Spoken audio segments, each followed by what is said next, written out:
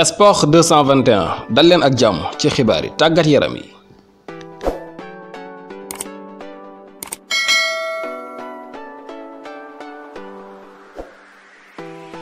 Abdoulaye Ndiaye nekk international sénégalais bi nga xamante ni mu ngi évolué ci championnat yu turc ak club bi ñuy wax Trabzonspor qualifié na ci li nga xamante ni moo di finaalu coupe de Turquie lii nag mu ngi xew ni ki démb ci jongante bi nga xamante ne doxoon na seen diggante ak ñii di waa Fenerbahçe. match bi nag nekkoon match retour ci demi-finale yi gannaaw bi nga xamante ni ñoom ñoo gagné woon match su aller ba niki match bee ñu woon ginnaaw démb nekkoon match retour bi moom mii di Abdoulaye Ndiaye sax ràññee ko loolu ci jongante yooyu la ndax amal na li ñuy wax passe décisif ba clubam bii di Trabzonspor qualifié na ci li nga xamante ni moo di finale yi ki ñu war a dajal ci final bi nag dinañ ko xam ni ki suba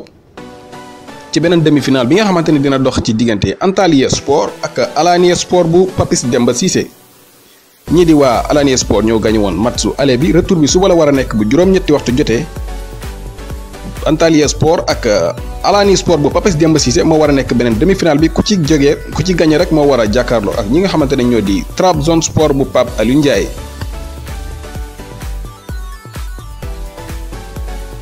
buñ jógee foofu dañuy dem fële ca Italie beneen final bi nga xamante ni moom war nañ ko jouer ñi kii tey jii ci ngoon.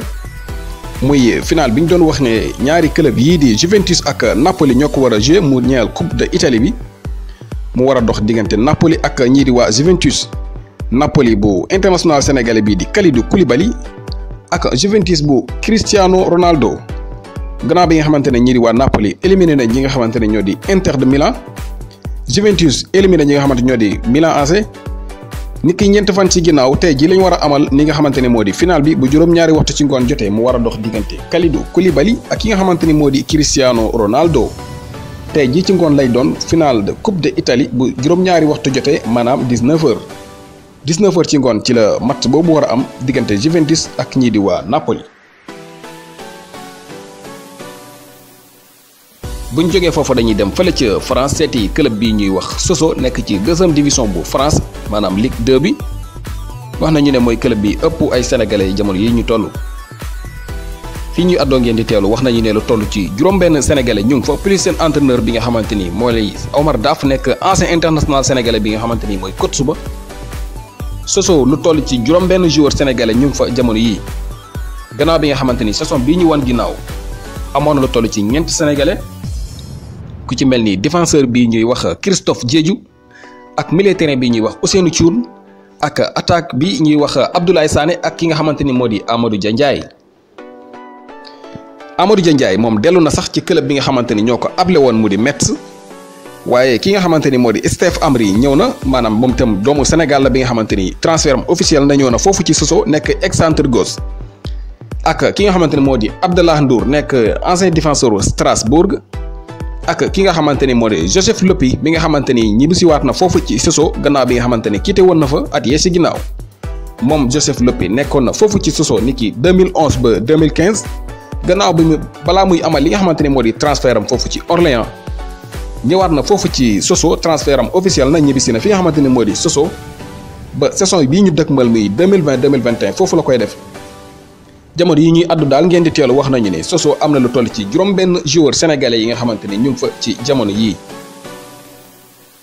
ci fàttali histoire Sochaux ak Sénégal dafa mel ni lu yàgg la ndax bu ñu fàttale ko ki nga xamante ni moo di seen coach bi ci jamono yi di Omar Daf li ëpp ci carrière de footballam foofu la ko defee ci Sochaux.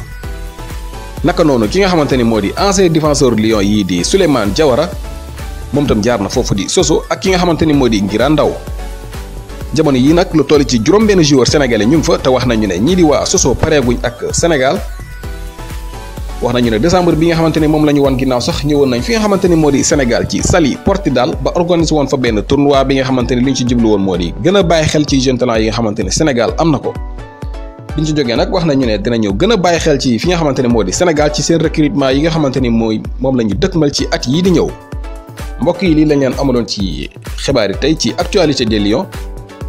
ñi leen di wax ne bu ngeen bañee dara rëcc leen rek ci xibaar yi nga xamante ni moo di ñëw da ngeen di def nii may def rek daal di abonné su ko defee lépp lu fi ruus ci xibaar yi ngeen ci dal di jot di leen di tàggu fi ba beneen yoon jàmm ak jàmm.